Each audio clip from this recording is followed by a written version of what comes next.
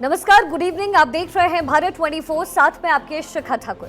24 के चक्रवर्ती में आपका बहुत बहुत स्वागत है। इस प्रोग्राम में सियासत की खबरें मैं आपको दिखाऊंगी, वो खबरें जो 24 के चुनाव पर सीधा सीधा असर डाल सकती हैं। और इसके लिए शतरंज की बिसात भी बिछनी शुरू हो चुकी है। रणनीतियां बनाने में सभी पार्टियां इस वक्त जुटी है। और 24 के चक्रवर्ती में आज जिन मुद्दों पर हम चर्चा करने वाले हैं, उसमें सबसे पहला मुद्दा होगा बिहार का। बिहार में सांसद मनोज झा की ठाकुर वाली कविता से सियासत गर्मा गई है। बाहुबली आनंद मोहन और उनके बेटे चेतन आनंद दोनों के निशाने पर सीधा मनोज झा गए हैं और ठाकुर बनाम ब्राह्मण की सियासत यहां शुरू हो चुकी है। यूपी में मायावती की पार्टी से छिटकते दलित वोटर्स को अपने पाले में लाने के लिए बीजेपी ने चिराग के बाद अब सहयोगी नेता रामदास अठावले को उतारने का फैसला किया है। रामदास अठावले 1 अक्टूबर को मेरठ में जन अधिकार रैली करने जा रहे हैं। आगे इस पर डिटेल दूंगी और क्या रणनीति बना सकती है बीजेपी, इस पर भी चर्चा करेंगे। अगली खबर होगी मध्य प्रदेश से।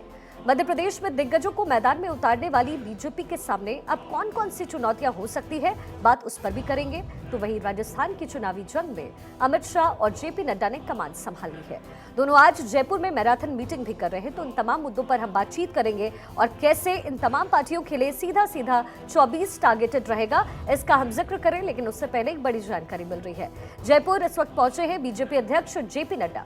जेपी नड्डा के साथ गृह मंत्री अमित शाह की मौजूदगी भी। बीजेपी के नेताओं के साथ यहां पर ये दोनों बैठक करने वाले हैं। चुनावी रणनीतियां यहां पर तैयार की जाएगी, जिसके लिए जेपी नड्डा राजस्थान पहुंचे हैं और उनके साथ गृह मंत्री अमित शाह भी मौजूद हैं। आने वाले दिनों में राजस्थान में विधानसभा चुनाव और इसको लेकर तमाम पार्टियां इस वक्त रणनीतियां बनाने में जुटी है और बीजेपी भी पीछे नहीं है। और इसी सिलसिले में जेपी नड्डा और गृह मंत्री अमित शाह इस वक्त राजस्थान पहुंचे हैं। आज राजस्थान में ही ये दोनों नेता रुकेंगे और पार्टी के कार्यकर्ताओं के साथ आज इनकी यहां पर मुलाकात होने वाली है।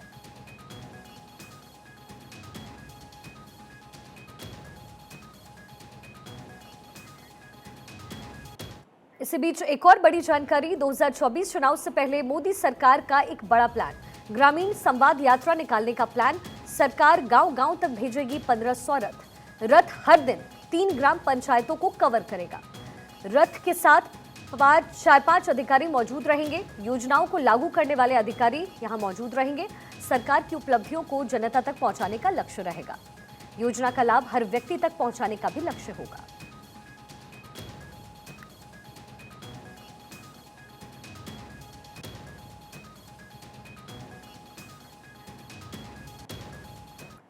और चलिए अब शुरुआत करते हैं बिहार से। बिहार की राजनीति में ठाकुर बनाम ब्राह्मण की सियासत अब शुरू हो चुकी है। दरअसल सदन में बोलते हुए सांसद मनोज झा ने एक कविता सुनाई। कविता लिखी हुई थी ओम प्रकाश वाल्मीकि की। कविता सुनाते हुए मनोज झा ने कहा कि हमें अपने अंदर के ठाकुर को मारना होगा। बस इस बात पर सियासी हंगामा तेज हो गया। बाहुबली आनंद मोहन के बेटे और शिवहर से विधायक चेतन आनंद ने मनोज झा पर हमला बोला। पहले आपको मनोज झा की वो कविता सुनाते हैं और उसके बाद इस पर जारी सियासत पर भी बातचीत करेंगे। चूल्हा मिट्टी का, मिट्टी तालाब की, तालाब ठाकुर का। भूख रोटी की, रोटी बाजरे की, बाजार खेत का, खेत ठाकुर का।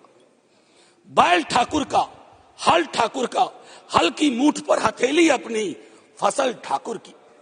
कुआं ठाकुर का, पानी ठाकुर का, खेत खलिहान ठाकुर के, गली मोहल्ले ठाकुर के, फिर अपना क्या। मुझे आश्चर्य होता है कि ये लोग खुद को जो है समाजवाद के जो है समझते हैं कि एक सिपाही हैं।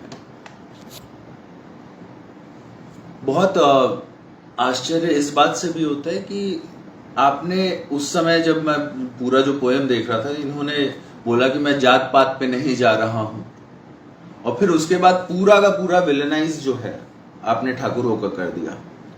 ये जो ठाकुर है, ये जो टाइटल होता है, सबको पता है पूरे देश में ये ठाकुर टाइटल कौन यूज करता है और आप किसको विलेनाइज कर रहे हैं।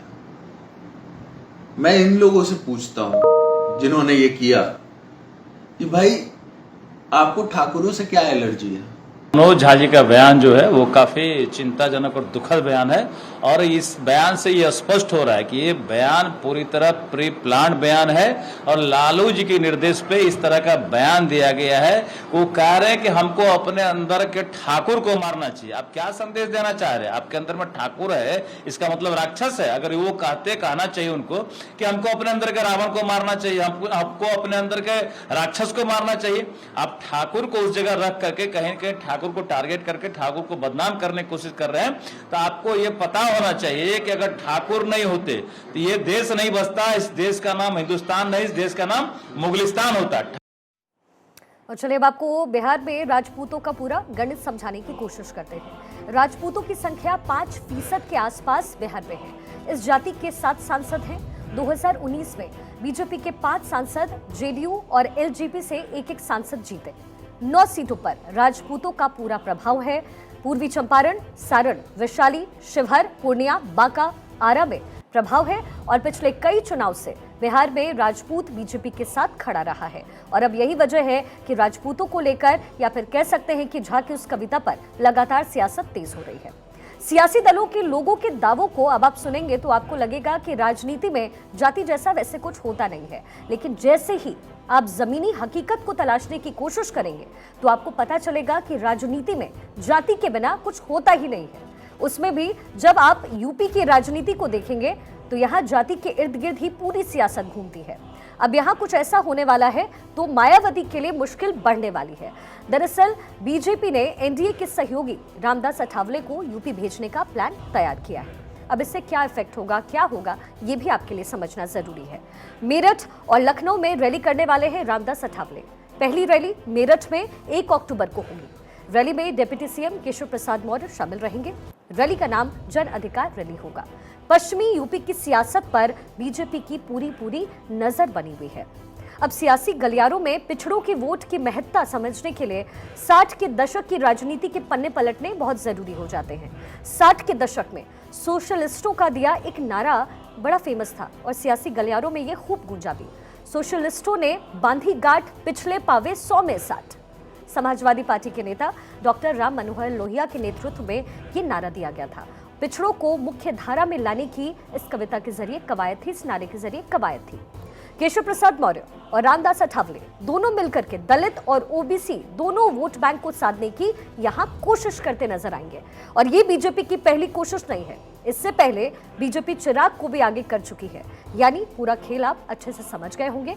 चिराग पासवान, रामदास अठावले, मायावती, अखिलेश, चिराग और अठावले दोनों को आगे करके बीजेपी मायावती और अखिलेश के पीडीए फॉर्मूले को ध्वस्त करना चाहती है। चलिए अब आपको यूपी के दलित वोटर्स के बारे में भी कुछ इन्फॉर्मेशन देते हैं। इनसे जुड़ी कुछ जानकारी आपसे साझा करते हैं। यूपी में कुल दलित वोट बैंक कितने प्रतिशत है? 21.1%। वही जाटव है 11.70%, पासी 3.3%, कोरी और वाल्मीकि 3.15%, धानुक, गौड़ और खाटिक 1.5% और अन्य दलित जातियां 1.57%। तो आप समझ गए होंगे बीजेपी की जो ये पूरी रणनीति है ये इन तमाम जातियों के इर्द गिर्द घूमती है। और चलिए आगे बढ़ते हुए मध्य प्रदेश का भी जिक्र करें। मध्य प्रदेश में सत्ता में वापसी के लिए बीजेपी इस वक्त सुपर प्लान पर लगातार काम कर रही है। बीजेपी ने अपनी दूसरी सूची से हर किसी को चौंका दिया। तकरीबन 39 प्रत्याशियों की इस सूची में 7 सांसदों का नाम था। इन 7 सांसदों में से 3 केंद्रीय मंत्री हैं। अब चर्चा तो ये थी कि प्रहलाद सिंह पटेल के भाई और नरेंद्र सिंह तोमर, कैलाश विजयवर्गीय के बेटों को टिकट मिलेगा, लेकिन ऐसा हुआ नहीं। इस खबर पर पूरी तरीके से हम बातचीत करें, डिटेल आपको दें, लेकिन उससे पहले जिन दिग्गजों को मैदान में उतारा गया है उनके बारे में आपको कुछ इन्फॉर्मेशन देते हैं। सबसे पहला नाम है नरेंद्र सिंह तोमर का, जो कि कृषि मंत्री हैं। फिलहाल मुरैना सीट से ये सांसद रहे हैं इस वक्त। मुरैना के दिमनी से इनको टिकट मिला। 2018 में दिमनी से कांग्रेस उस वक्त जीती। 3 बार के लोकसभा सांसद बने। 2 बार विधायक भी रह चुके हैं तोमर। पार्टी की चुनाव अभियान समिति के अध्यक्ष भी हैं नरेंद्र सिंह तोमर। अब दूसरा नाम है कैलाश विजयवर्गीय का। इंदौर 1 से टिकट उन्हें मिला। लगातार 6 बार वो विधायक रहे, लगातार 12 साल मंत्री रहे। 2018 का चुनाव वो नहीं लड़े। तीसरा नाम है प्रहलाद सिंह पटेल का, जल शक्ति राज्य मंत्री हैं। दमोह से सांसद नरसिंहपुर से टिकट मिला। 2018 में नरसिंहपुर से बीजेपी जीती और 5 बार के लोकसभा सांसद, पहली बार विधानसभा प्रत्याशी। और अब अगला नाम है फग्गन सिंह कुलस्ते का। ग्रामीण विकास राज्य मंत्री हैं, मंडला सीट से सांसद हैं, मंडला के निवास से टिकट मिला। 2018 में निवास से कांग्रेस उस वक्त जीती, 6 बार लोकसभा, 1 बार राज्यसभा सांसद रहे। 33 साल बाद विधानसभा चुनाव अब वो लड़ने जा रहे हैं। राकेश सिंह सांसद हैं जबलपुर से। जबलपुर पश्चिम से टिकट 2018 में मिला। जबलपुर पश्चिम से कांग्रेस जीती, लगातार 4 बार के लोकसभा सांसद रहे। मध्य प्रदेश बीजेपी के पूर्व अध्यक्ष रहे और पहली बार विधानसभा चुनाव वो लड़ेंगे। तो देखिए, ये पूरा गणित इस वक्त आप समझ चुके हैं और अब बीजेपी लगातार इन प्रत्याशियों को उतार रही है। उतारने के बाद सीधा सीधा फॉर्मूला ये है कि वहां पर जीत दर्ज किया जा सके। चलिए कुछ और खबरों का जिक्र करते हुए, राजस्थान के केंद्रीय मंत्रियों और सांसदों में उत्सुकता और कौतूहल है।